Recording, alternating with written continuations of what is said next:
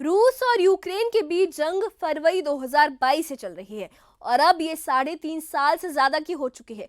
रूस ने यूक्रेन के लगभग 20 से 27% हिस्से पर कब्जा कर लिया है, खासकर पूर्वी यूक्रेन के डॉनबास इलाके में, जिसमें लुहांस्क और डोनेट्स्क शामिल है।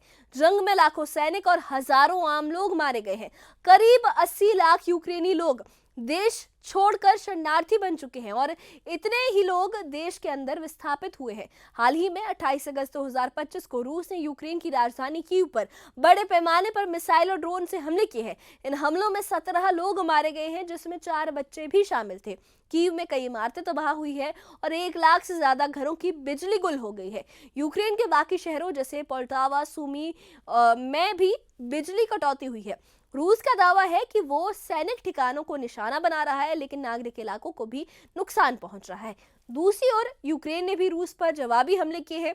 हाल ही में यूक्रेन ने रूस के रोस्टोव ऑन डॉन शहर में एक अपार्टमेंट पर ड्रोन हमला किया था, जिसमें इमारत में आग लग गई। हालांकि रूस ने 15 लोगों को बचा लिया और 10 यूक्रेनी ड्रोन मार गिराए। ताज़ा खबरों के मुताबिक रूस यूक्रेन में 1.5 लाख नए सैनिक भेजने की योजना बना रहा है, प्लानिंग कर रहा है। यूक्रेनी खुफिया एजेंसी का कहना है कि ये संख्या जो है, ये नंबर्स है, ये रूस के पहले से तय भर्ती लक्ष्यों से ज्यादा है। पिछले साल रूस ने करीब 5 लाख नए सैनिक भर्ती किए थे और अब अतिरिक्त 1.5 लाख सैनिकों से यूक्रेन पर दबाव बढ़ सकता है। ब्रिटिश रक्षा मंत्रालय और पश्चिमी थिंक टैंकों का ये अनुमान है। उनका मानना है कि जंग में अब तक 10 लाख से ज्यादा रूसी सैनिक मारे गए या घायल हुए हैं। हालांकि रूस ने कोई आधिकारिक आंकड़ा नहीं दिया है। रूस नए सैनिकों को लुभाने के लिए बड़ा बोनस भी दे रहा है।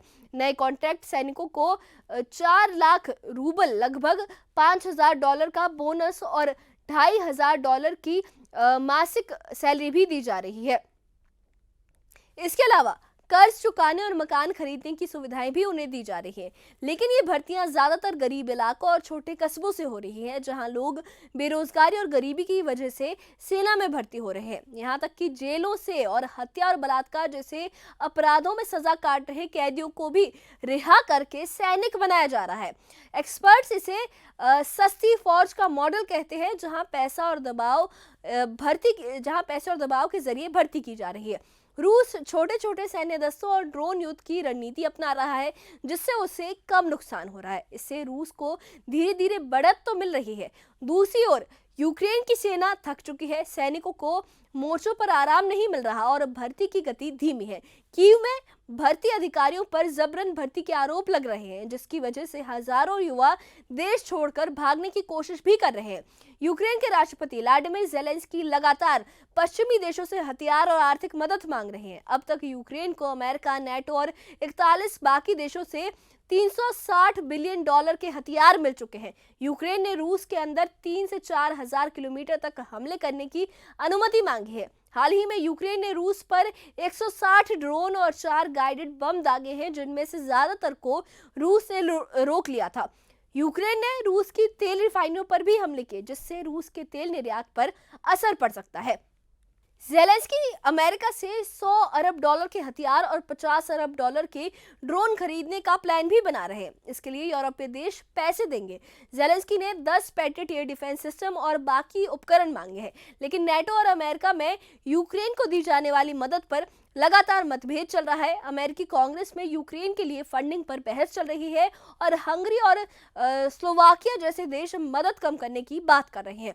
पश्चिमी एक्सपर्ट्स का कहना है कि अगर रूस यूक्रेन में जीत गया तो वो मोल्दोवा, बाल्टिक देश, लिथुआनिया, लताविया, एस्टोनिया या पोलैंड जैसे देशों पर भी दबाव बढ़ा सकता है। रूसी राष्ट्रपति व्लादिमीर पुतिन ने कहा है कि पूर्वी यूरोप में नेटो की मौजूदगी रूस के लिए खतरा है। अगर रूस ने इनमें से किसी एक देश पर हमला किया तो ये नेटो के साथ सीधा टकराव होगा। नेटो के 32 देश सामूहिक सुरक्षा समझौते आर्टिकल 5 के तहत एक दूसरे की रक्षा के लिए बाध्य है। इसका मतलब है कि रूस और नेटो के बीच बड़ी जंग हो सकती है। नेटो के पास रूस की तुलना में ज्यादा टैंक, वायुसेना और नौसैनिक ताकत है, लेकिन रूस के पास परमाणु हथियारों का बहुत बड़ा भंडार है जो पश्चिमी देशों को सीधे युद्ध से रोकता है। रूस ने बेलारूस में टेक्निकल न्यूक्लियर हथियार तैनात किए हैं और आर्कटिक क्षेत्र में नई न्यूक्लियर सबमरीन भी भेजी है। ये कदम नेटो के लिए चुनौती बन गया है। रूस अकेले नहीं लड़ रहा, चीन, उत्तर कोरिया, ईरान और बेलारूस उसके सहयोगी हैं। चीन खुलकर सैन्य मदद नहीं देता, लेकिन 2024 में रूस के साथ उसका व्यापार $220 बिलियन तक पहुंच गया है, जिसमें टेक्नोलॉजी और ऊर्जा सौदे शामिल है। ईरान ने रूस को सैकड़ों ड्रोन दिए और उत्तर कोरिया आर्टिलरी शेल्स और हथियार सप्लाई कर रहा है। बेलारूस ने अपनी जमीन रूसी सैनिक और मिसाइलों के लिए खोल दी है। इन देशों की मदद से रूस की सिचुएशन मजबूत हो गई है। ये जंग अब सिर्फ रूस और यूक्रेन तक सीमित नहीं है। वर्ल्ड बैंक की रिपोर्ट के मुताबिक यूक्रेन की अर्थव्यवस्था 2022 से अब तक 30% सिकुड़ भी चुकी है। कृषि उत्पादन आधा हो गया है और बिजली और गैस सप्लाई बार बार हमलों का शिकार हो रही है। रूस ने 2025 में अपना जो रक्षा बजट है वो जीडीपी के 7.5% तक बढ़ा दिया है, जो सोवियत संघ के विघटन के बाद सबसे ज्यादा है। रूस 25 से ज्यादा नए हथियार कारखाने बना रहा है, जहां ड्रोन, आर्टिलरी शेल्स और टैंक बनाए जा रहे हैं। काला सागर के रास्ते अनाज की सप्लाई रुकने से इंडिया, अफ्रीका और एशिया में गेहूं और तेल की कीमतें भी बढ़ रही हैं। संयुक्त राष्ट्र ने चेतावनी दी है कि अगर जंग लंबी चली तो दुनिया में खाद्य और ऊर्जा संकट गहरा हो सकता है।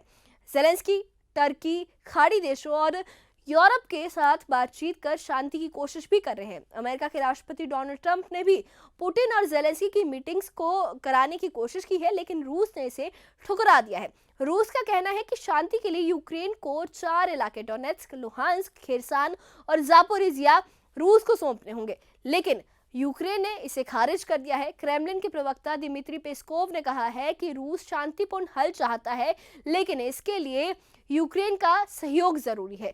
रूस यूक्रेन जंग अब एक ऐसी वैश्विक चुनौती बन चुकी है जो रूस की नई सैनिक भर्ती और सहयोगी देशों की मदद से उसकी सिचुएशन को मजबूत कर रहा है, जबकि यूक्रेन को सैनिकों की कमी और आर्थिक संकट का सामना करना पड़ रहा है।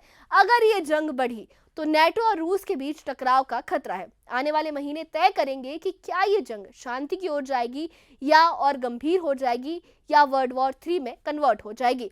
इस बारे में आपकी क्या राय है, हमें कमेंट बॉक्स में अपनी राय जरूर बताइए। और इससे जुड़े अपडेट्स के लिए और ऐसी ही खबरों के लिए हमारे चैनल के साथ बने रहिए। हमारे चैनल को सब्सक्राइब करिए। शुक्रिया।